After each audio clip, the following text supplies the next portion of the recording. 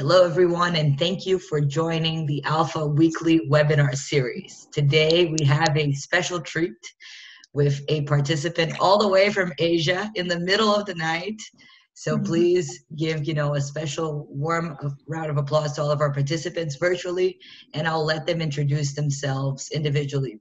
So I'm the CEO and co-founder of Alpha, and I'll let Renata be the next one. Hi everyone, I'm Renata Thome. I'm the co-founder at Alpha, and today I'm going to be talking about a project we developed with the amazing Leeroy and Luca Parolari, and today I pronounced it so wrong, from Pinto Art. Well, first, thank you for inviting me, and apologies if there's a little bit of background noise. We had some logistic difficulties, but I'm happy. I was glad to join nevertheless. So I am a co-founder and director of Pinto International, which is the international arm and sister organization to the Pinto Art Museum and related foundation in the Philippines. This is a company, a foundation that has been promoting contemporary art and artists in the Philippines for about 30 years. And then we restarted it. We started this international organization to bring Philippine contemporary art to the US and to Europe. And so this started about 3 years ago, and we organized a number of shows in different cultural capitals around the world. So we did Tokyo and 2 shows in New York, a show in Milan. We have one in the works in Madrid. And meanwhile, we have a space in New York City where we do monthly salon type events to promote some of the shows and work we do in the city, as well as for exhibitions every year that put in communication and conversation Filipino artists with other international artists. And Leeroy was actually our inauguration show last March, and he will be talking about some of the themes of that particular show and some other themes that are part of his artistic production. Maybe we can also touch later on some of the other shows that we've been organizing and building from our collaboration with Leeroy. So I'll pass it on to him, and I'll mute myself because, as you heard, ambulances and no, we like it. Keep it. I know, more authentic. Keeping it right? real. Yeah, exactly. Leeroy. Okay. Hello. My name is Leeroy and Luca. I guess to put it simply, I'm an interdisciplinary artist and designer. I'm generally based in Manila, but I guess work takes me wherever. So like Luca mentioned, I have had my first shows with, under Pinto with Boston Gallery, which is kind of like a related art space and to the Pinto organization, museum and foundation. And I generally do large-scale interactive installations, but because I collaborate a lot with performers and theater makers, I end up designing wearable pieces as well. And my installations end up becoming performance spaces for these collaborations. Leeroy, I think our first question would be, can you talk a little bit more about how did you develop your current style, and how did you go from traditional training as a sculptor and navigated through all of the different practices until getting what you are today? I'm originally from the south of the Philippines, in this city called General Santos City. And I guess back then, I didn't really have any access to contemporary art making practices, or even like this was before internet. So all the art that I ever knew were these paintings that were being peddled in the streets by these local artisans, and there were very few of them, and then I managed to get myself into this art school, an art high school, and that place just kind of blew my mind. I was mentored by installation artists, sculptors who did like these kinetic monumental pieces. I also had an instructor who transformed pink baby sweaters into vaginas, stuff like that. Like, I mean, before that, I only knew how to like paint fruits on a table. Yeah. But at the same time, Very I did traditional a lot training. of monsters. Yeah, exactly. Nutrition Month poster making contests, stuff like that. And so yeah, at that point, it just kind of blew my mind and kind of gave me this idea that art can be a lot of things, and almost anything.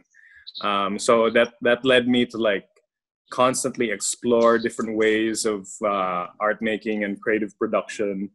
I collaborated with my theater major friends, dance major friends, and we ended up designing their sets, their costumes. So it was very natural for me to apply my my training in sculpture to accommodate the human body, spatial relationships, performance, and movement, and public spaces as well. So yeah. Oh, that's really incredible. I believe you already touched upon this, but can you develop a little bit more on the idea of like how is it that being how the Philippine culture from the Philippines impacts your work, and maybe what is going on right now in your country and how that is seeing the work you're developing right now? The choice for me to do a lot of large-scale site-specific installations was to address the idea that Filipinos don't go to galleries or museums to enlighten themselves. We're not a museum or gallery-going culture, and so as art students, we had to always consider this idea of connecting with the Filipino audience who do not have the luxury to visit these art sanctioned spaces. And so these questions led us to doing street art, which evolved to sculptural interventions in public spaces, which evolved to public guerrilla performances, where I would create sculptural wearable pieces for my collaborators to wear and perform in these different public spaces that we would choose depending on the specific motivations of that performance. So, like, I got a quote from an interview that says that I draw from the ingenuity and resourcefulness of Manila's urban poor. Basically, don't throw things away. Instead, they perform random objects into decorative pieces from their home. Have year-long Christmas celebrations. Yeah. So exactly. Yes. So that's like really like something that like you can like see immediately, or maybe like first time you look at your work, like you see this beautiful environment and like this like beautiful creation, and then when you start looking closely, you start seeing like the different parts, like, and really identifying the day-to-day object.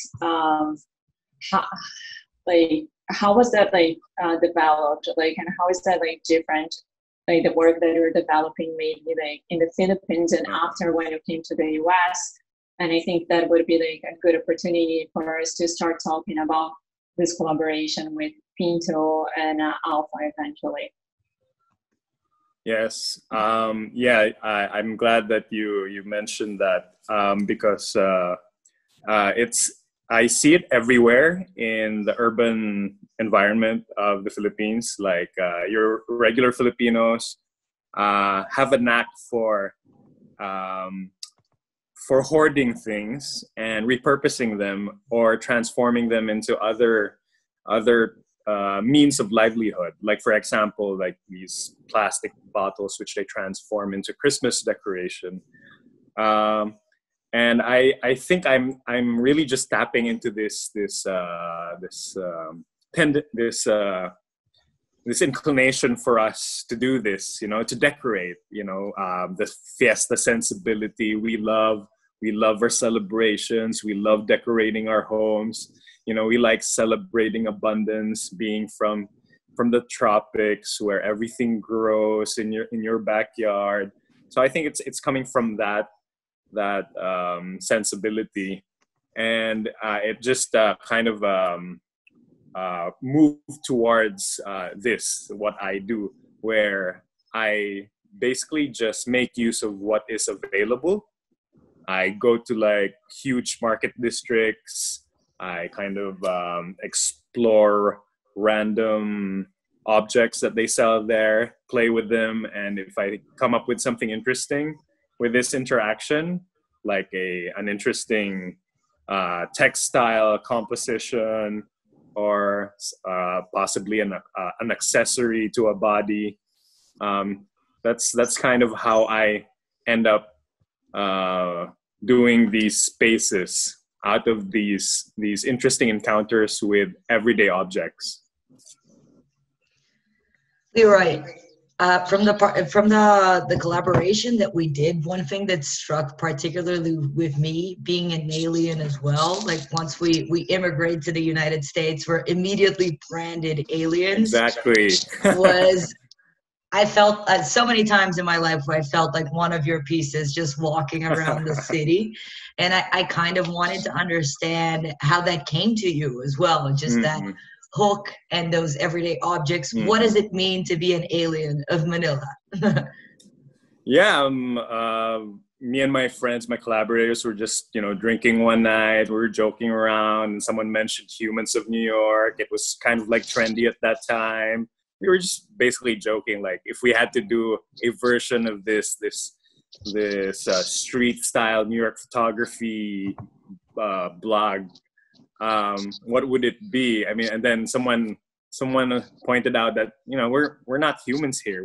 We're aliens. Like, it has to do with this displacement that we feel with our own city, and how infrastructure is kind of like anti-pedestrian, or like a lot of like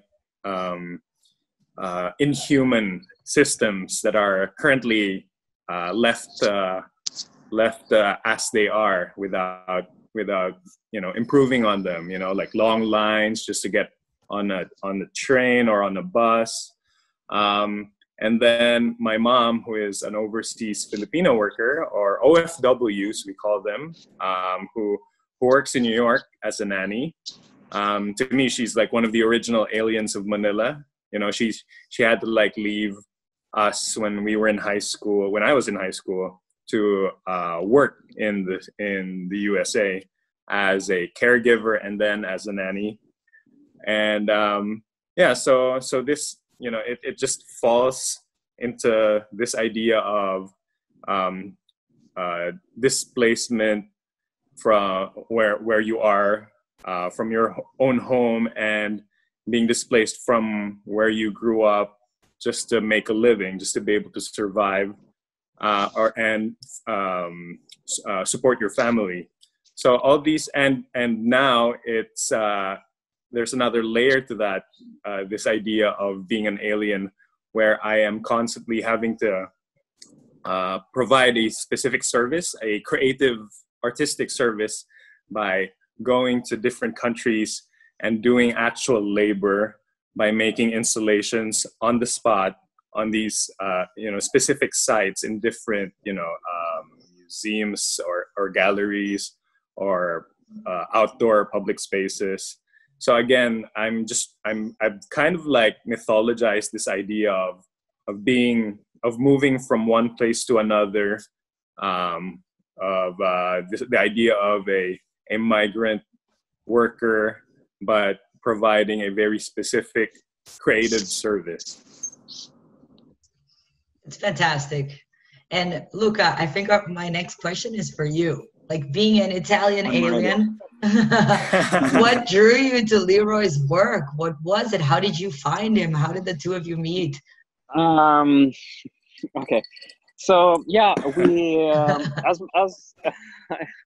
as Leeroy was mentioning earlier, some of his first works were done with Dr. Kwanang and the galleries and this sort of group of artists and art lovers that is based in the Philippines. That's how I started Pinto International, as mentioned previously, as a sort of international arm of this organization. And Leeroy, I was aware of his work for several years since I got connected with Dr. Kwanang, who is the founder and initiator of Pinto in the Philippines. And once we decided to have our exhibition in New York in last year, a year and a half ago at this point, we thought, what could be more interesting and more on brand with what we're trying to do than bring in the art of Leeroy that is so visually pleasing and striking, and at the same time has so many different layers that are totally in line with what we're trying to do at Pinto International. So it was really the decision was made, it wasn't even a decision that we had to make. It was so obvious that Leeroy was the perfect person to begin this. And we're really happy that we made this decision and that Leeroy, decided to support us and join us in this adventure, because the show came out fantastic and a lot of people were very interested in this exhibition in New York. We got good press, and that was also the beginning of a number of other collaborations that we embarked on. Since one of these, it's also with you guys, as you know. Well, we took some of so Leeroy was mentioning the aliens, the humans of New York, how that to some extent, in an ironic way, inspired and informed the aliens of Manila. And so in line with this, Leeroy took pictures of some of the aliens of these costumes along in the streets of New York. So it was truly the humans of New York, but with the alien twist, so trying to fit in, trying to be who they are within, the we street had of New some York. crazy adventures. Absolutely, yes. Sure. Oh my God, yeah. Dynamic duo. And yeah, especially the first day you arrived. The armory show. Yeah, so out of that particular photographs and bringing the aliens in the fabric of the city, some photographs came out of it, and then we teamed up with Alpha to make them into a limited series that actually you can find on the website, and then we saw some of them going through the background earlier, and so that's here they are. Here they are. They're back. Yes. And so that's guys, how we all got connected. The three pieces of this conversation, and with Leeroy, we also have some other projects that we have been working on since last year. For Leeroy was very busy outside also Asia, So as he can maybe talk more about it, he had shows in LA and a very important show at the Palais de Tokyo in Paris. And among these, we decided to bring some of this art to Burning Man, which is a festival in the desert in Nevada that celebrates art and, you know, the aliens of all the world, if you will. And from there, we decided to move forward and suggest another project that Leeroy has been working on, and maybe he can also talk about a little bit about that. Manuel is showing some pictures, I think, from the Burning Man project. What is that, Leeroy? Can you talk about what you've done and what you're planning for? Unfortunately, next year only. Well, yeah. I have Luca to thank for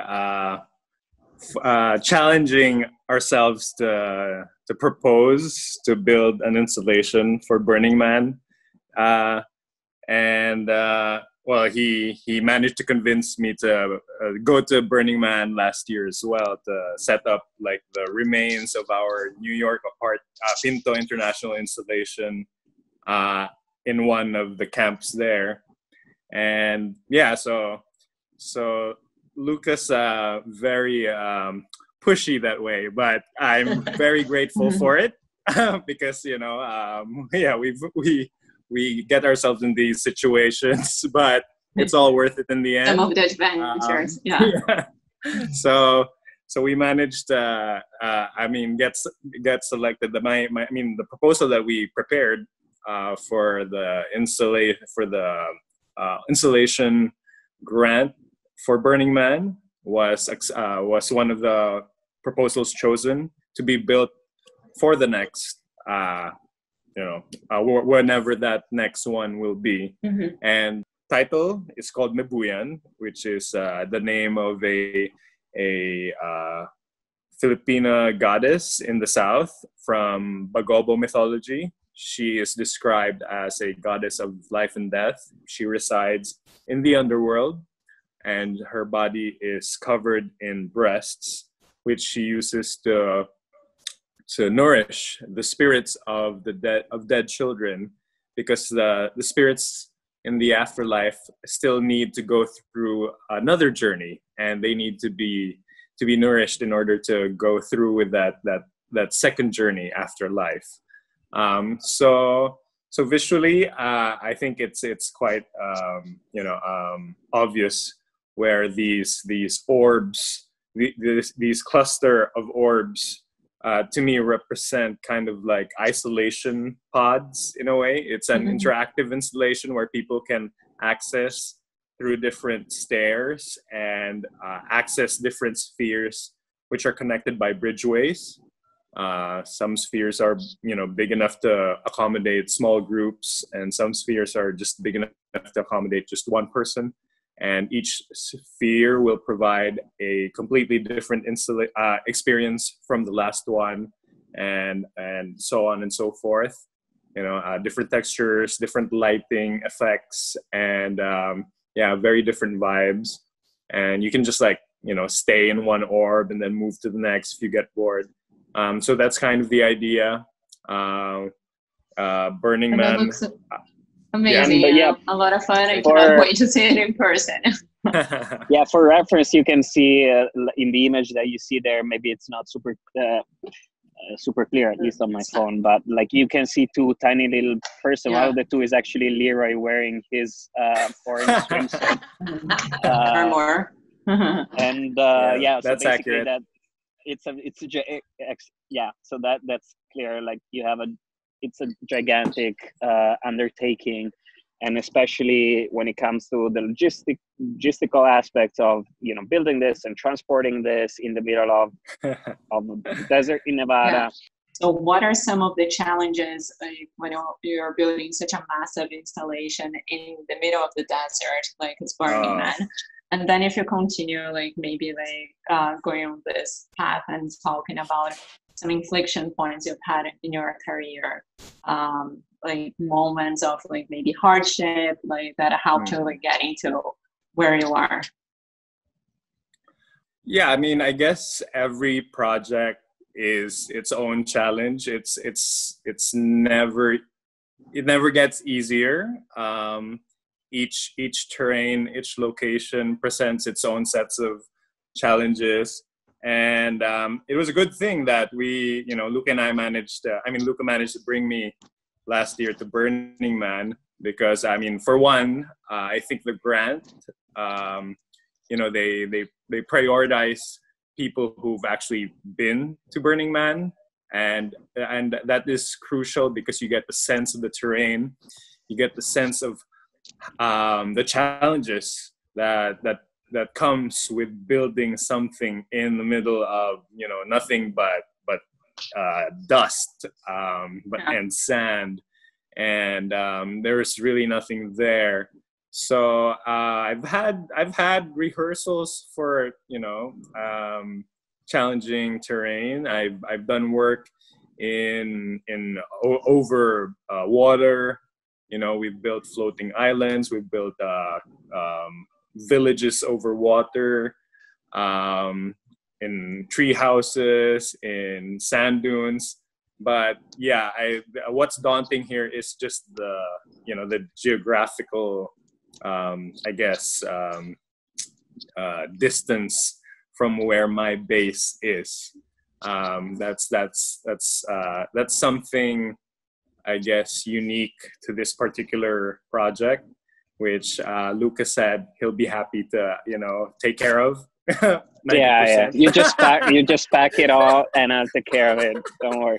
I'll take care of the screwing and the hammering. Exactly. Yeah. I'll do it. No, I mean the Italian handyman. Yes, exactly. I think Manuela has a question that relates to that. Like after so much work, like building like this structure, like, and you pack it up, like, and it's not there anymore. Yeah, my question is like working with performance art, working with large scale installation. The nature of the work is naturally ephemeral, right? It lives in a place and then it disappears. How do you I kind of have like a cheat answer in the back of my head because it also relates to our participation.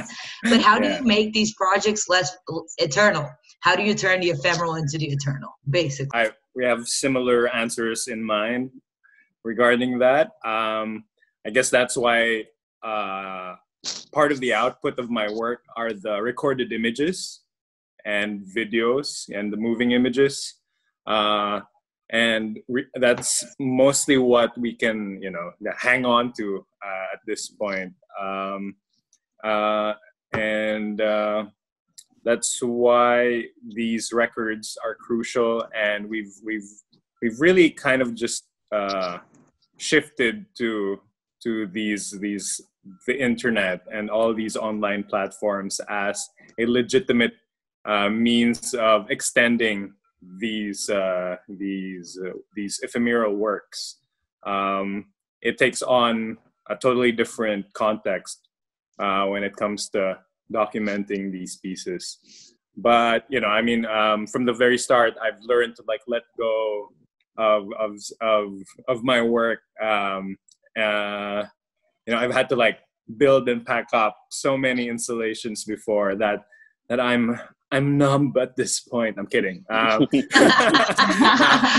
dead inside. I'm dead inside. I have no feelings. But no, it's a different high when you know that you're only able to enjoy it a limited number of time, and that's why it's crucial to like do as many records and documentations and reiterations of that moment, and the images that you presented and that you're showcasing for us are examples of these images. Yeah. And another thing I was thinking about while you were saying this is also the fact that the nature of these pieces is, I mean, as Leeroy mentioned earlier, a lot of his work is based on repurposing pieces, like plastic pieces and other objects that are used for different that were built initially with a different use in mind. And this, like all the funnels, the strainers, the fly swatters, the dusters that he uses that are typical objects of service workers that build up the installation we had in New York.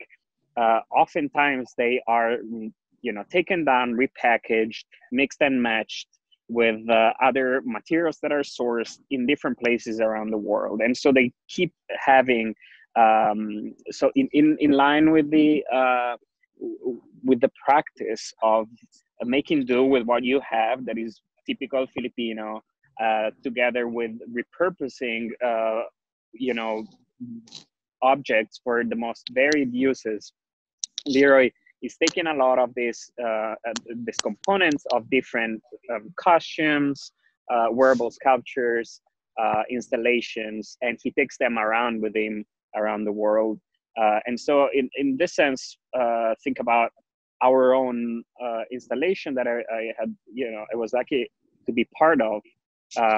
A lot of it, for a number of reasons, logistical cost and so on, a lot of it had to be bought in New York. But from my understanding, it's fairly exceptional. Like a lot of the materials often are transported from one place to the other, because maybe in Asia is also easier than. Yeah, I would always, whenever I'd go to Pinto, I'd have like 3-4 huge suitcases with me, filled with stuff from Manila, from Hong Kong, from Taiwan. So yeah, the resulting installation has a very interesting mix of very specific cultural objects. I mean, I don't necessarily like using plastics, but it's initially, as an art student, I was trying to make use of what was available, and it just so happens the large majority of Filipinos end up using these cheap, made in China domestic objects, which are usually in plastic or in neon colors. Yeah, but it's just it's like Luca mentioned. It's really a reflection of the spaces that I go to collect these objects, and where these spaces, like the huge market district that I mentioned, you get a sense of the pulse of the nation, of the country, of the people, because these whatever's trendy, you'll find it there. If SpongeBob's trendy one year, you'll see all SpongeBob products in that huge market district. Or if it's all K-pop, you'll see like all K-pop, brand, whatever, like from wedding souvenirs to notebooks with K-pop celebrities' faces on them.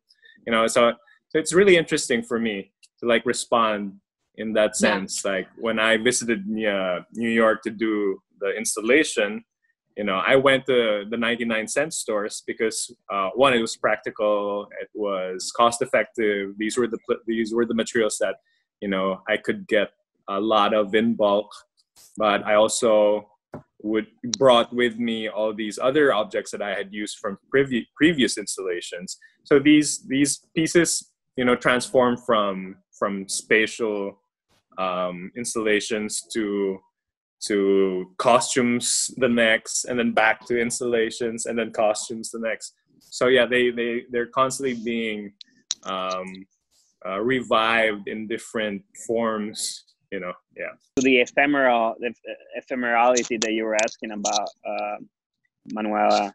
I mean, these pieces keep living to some extent, and they keep becoming something different, and that's also part of the soul of the pieces themselves. Actually, yeah, we still have the installation we did in New York. I was saying we had all those pieces, like we brought them to Nevada, so they were packed in this massive crate, brought there, brought back, washed, and then they were ready for another installation actually in New York that they would have required for them to be combined with new pieces. And yes. that's part of the process of creation for Leeroy. For us to wrap it up, we would like to know, like, what do you see looking forward, you know, like besides from like the beautiful Burning Man sculpture that you shared with us, how do you see your career developing, and what are like perhaps some dream projects that you still haven't accomplished, the lockdown, but like slightly later, and that you'd like to see maybe in the next year or in the near future? Well, I mentioned Burning Man already, so that was one thing that, you know, people always, you know, kept mentioning to me, and now I'm actually, you know, doing something for Burning Man. But I am also working on filmmaking. I've done a lot of work as a production designer before for local TV shows and some films, but eventually I would want to do my own film. So yeah, which I have actually, it just hasn't been released yet because of the pandemic. We were supposed to launch this short film that we shot early this year. But yeah, life got in the way. Okay, but or not. Well, we look forward to seeing that. It's definitely going to be an amazing project, like every other one. Well, guys, we unfortunately have to wrap it up. We're out of time today, but this conversation should definitely be continued in the future. It has been such an immense pleasure having you here with us. And thank you very much. Thank you for having us. For our guests, please stay tuned. Next Friday at 1 p.m. we will continue with more interesting conversations. Thank you so much. And Leeroy, go to sleep. And bedtime for me. Bedtime Go for to Leeroy. bed. Thank you for staying awake for this. Thank you all. Bye, Thank guys. you. Bye. It was a pleasure. Bye. Bye.